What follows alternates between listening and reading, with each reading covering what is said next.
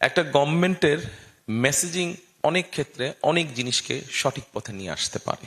আমরা যেই প্ল্যানই করি না কেন, কোনো প্ল্যানই সাকসেসফুল হবে না যদি আমরা দুটো ইস্যুকে অ্যাড্রেস না করি। আইন শৃঙ্খলা ব্যবস্থা বা মানুষের নিরাপত্তা, নিরাপদ করা মানুষকে, করাপশনকে যদি নিয়ন্ত্রণের মধ্যে আনতে না পারি তাহলে আমরা যত যাই প্ল্যান করি হবে না। আমরা ছোটখাটো ব্যবসা করতে যাই বা নতুন ঘর বাড়ি বানাতে যাই, আমাদেরকে চাঁদাবাজির প্রবলেমটা ফেস করতে হয়। তো আমি জানতে চাচ্ছি আপনি এটা নিয়ে কি প্ল্যান করছেন, যে আপনি কিভাবে রুট লেভেল থেকে এই প্রবলেমটা সলভ করবেন। প্রথমত দেখেন, আমরা এখানে ছোট এন্টারপ্রেনার যারা, তাদেরকে একটা সাপোর্ট দেওয়ার কথা বলেছি। প্রথম প্রশ্নে আমরা এনভায়রনমেন্ট নিয়ে কথা বলেছি, আরো একটি বিষয় নিয়ে কথা বলেছি। আমরা যেই প্ল্যানই করি না কেন, কোনো প্ল্যানই সাকসেসফুল হবে না যদি আমরা দুটো ইস্যুকে অ্যাড্রেস না করি।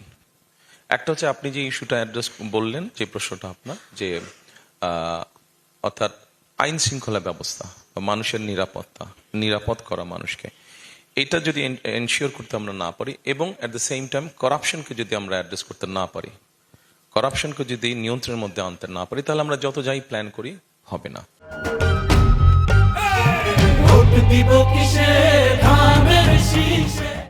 আচ্ছা, সেকেন্ড বিষয়টা হচ্ছে যারা করছে এসব কাজ, এটাকে আমরা হয়তো দুই ভাগে ভাগ করতে পারি।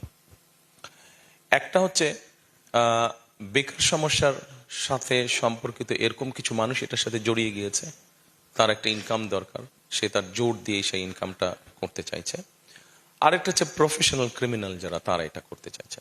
তো প্রফেশনাল ক্রিমিনাল যারা, তাদের ক্ষেত্রে আইন অ্যাপ্লিকেবল হবে, যেটা আমি মাত্র বললাম, যে অবশ্যই আমাদেরকে, আমরা সরকার গঠন করলে একটা জিনিস, বি প্র্যাকটিক্যাল প্লিজ। এই সমস্যাটা কম বেশি বিভিন্নভাবে সমাজের মধ্যে ছড়িয়ে আছে।